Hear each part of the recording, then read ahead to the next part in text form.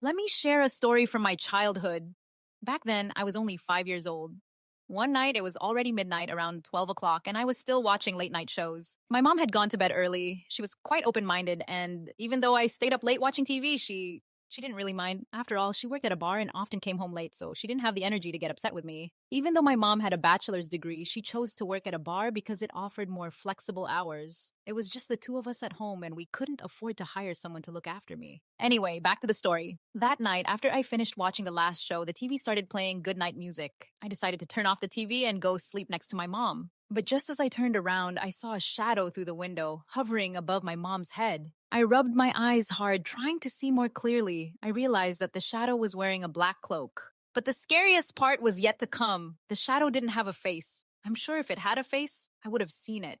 After all, the moon was especially bright that night, and her head seemed to be just an empty space.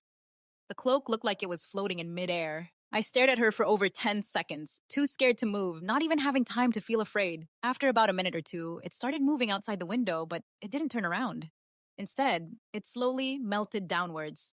I had no idea where it went, as if it was being dragged down to hell. I quickly hugged my mom tightly and then fell asleep.